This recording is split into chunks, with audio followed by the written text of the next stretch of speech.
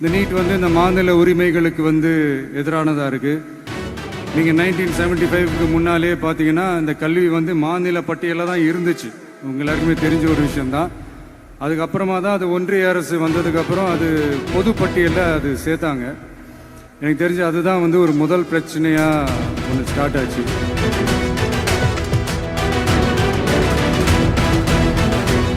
ஒரே நாடு, ஒரே பாடத்திட்டங்கள், ஒரே தேர்வு. இது வந்து பேசிக்காகவே அந்த கல்வி கற்கும் அந்த நோக்கத்திற்கே வந்து ஒரு எதிரான ஒரு விஷயமா நான் அதை பார்க்குறேன். ஒவ்வொரு மாநிலத்துக்கு ஏற்ற மாதிரி அந்த பாடத்திட்டங்கள் இருக்கணும்.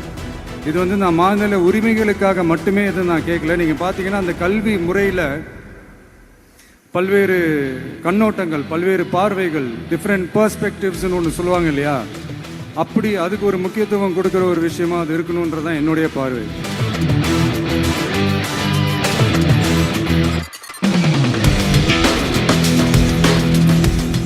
வந்திருக்கும் இளம் சாதனையாளர்களுக்கும் அவங்களுடைய பெற்றோர்களுக்கும் தமிழக வெற்றி கழகத்தினுடைய தோழர்களுக்கும் என் நெஞ்சில் குடியிருக்கும்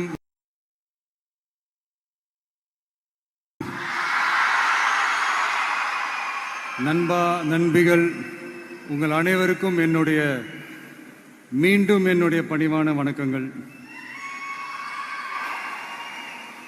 நான் இன்னைக்கு எதுவும் பேச வேணான்னு தான் நினைச்சேன். பட் ஒரு முக்கியமான ஒரு விஷயத்தை பற்றி இன்னைக்கு நான் பேசலைன்னா அது அவ்வளோ கரெக்டாக இருக்காதுன்னு எனக்கு தோணுச்சு. அதான் அது என்னவா இருக்குன்றது நீங்களே கெஸ் பண்ணியிருப்பீங்க. எஸ், நீட்டை பற்றி தான்.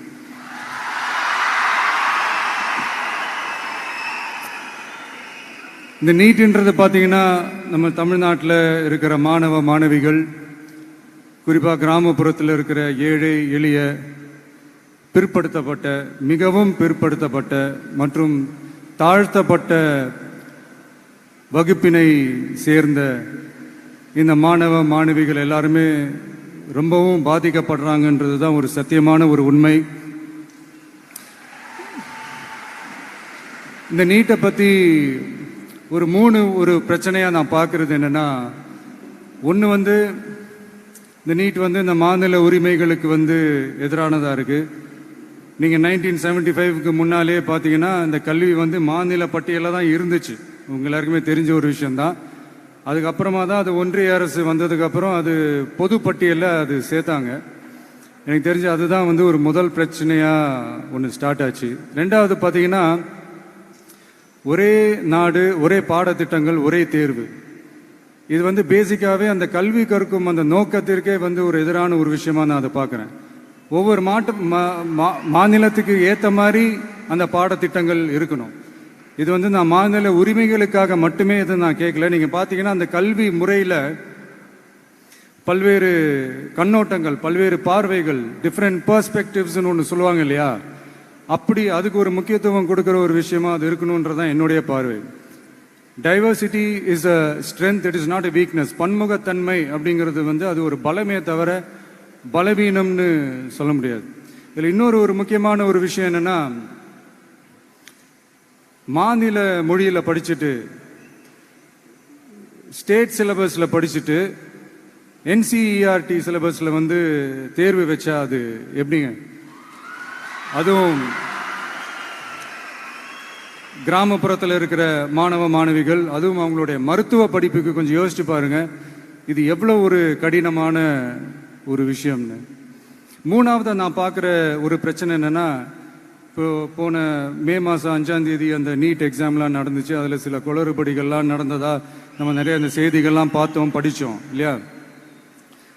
அதுக்கப்புறமே என்ன ஆயிடுச்சுன்னு பார்த்தீங்கன்னா, அந்த நீட் தேர்வுக்கு மேலே இருக்கிற அந்த நம்பகத்தன்மையை வந்து மக்கள் மத்தியில் சுத்தமாக போயிடுச்சு.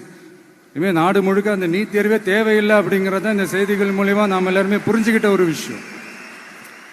சரி, இதுக்கு என்னதான் தீர்வு அப்படின்னா, நீட்டு விலக்கு தான் வந்து இதுக்கு உடனடி தீர்வு. நீட்டு ரத்து கோரி தமிழக சட்டமன்றம் கொண்டு வந்திருக்கிற அந்த தீர்மானத்தை நான் மனப்பூர்வமாக வரவேற்கிறேன். இதுக்கு வந்து அந்த ஒன்றிய அரசு அந்த கால தாமதம்லாம் எதுவும் செய்யாமல் தமிழ்நாட்டு மக்கள் அவங்களுடைய உணர்வுகளுக்கு மதிப்பு கொடுத்து இதை சீக்கிரமாகவே இதை சால்வ் பண்ணணும் அப்படின்றதான் இங்கே நான் கேட்டுக்கிறேன். சரி, ஓகே, இதுக்கு நிரந்தர தீர்வு தான் என்ன அப்படின்னா, அந்த கல்வி வந்து பொது பட்டியலேருந்து மாநில பட்டியலுக்கு கொண்டு வரணும். ஒருவேளை அதில் ஏதாவது சிக்கல்கள் இருக்கு அப்படின்னா ஒரு இடைக்கால தீர்வா இந்த இந்திய அரசியலமைப்பு சட்டத்தை திருத்தி ஒரு ஸ்பெஷல் கன்கரண்ட் லிஸ்ட், சிறப்பு பொது பட்டியல் அப்படின்னு ஒன்று உருவாக்கி அதுல கல்வி மற்றும் சுகாதாரத்தை அதுல சேர்க்கணும்.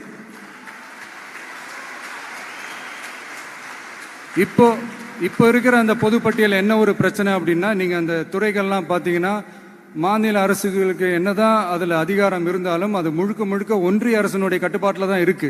அதனால மாநில அரசுகளுக்கு வந்து அந்த முழு சுதந்திரத்தை அது தரப்பட வேண்டும் அப்படின்றதான் இங்க என்னுடைய தாழ்மையான ஒரு வேண்டுகோள். ஒன்றிய அரசு அவங்களுடைய கட்டுப்பாட்டில் இருக்கிற ஒரு சில இந்த மெடிக்கல் காலேஜஸ்லாம் இருக்குல்ல, எய்ம்ஸ், ஜிப்மர், பிஜிஐ, இந்த மாதிரி நிறுவனங்களுக்கு வேணா அவங்க வந்து அந்த நீட் எக்ஸாம் நடத்தணும்னா நடத்திக்கலாம். பட் இங்கே வந்து அந்த பிரச்சனை என்னன்னா, இது வந்து என்னுடைய ஒரு சஜஷன் தாங்க. இது நடக்குமா? உடனே நடக்காதுன்னு எனக்கு தெரியும். அப்படியே நடந்தாலும் அதை நடக்க விட மாட்டாங்கன்னு எனக்கு தெரியும். ஸோ அதனால இந்த சந்தர்ப்பத்தில் என்னுடைய சஜஷனை வந்து உங்ககிட்ட அதை நான் பகிர்ந்துக்கணும்னு ஆசைப்பட்டேன். இதுதான் என்னுடைய தனிப்பட்ட ஒரு கருத்து நீட்டை பற்றி.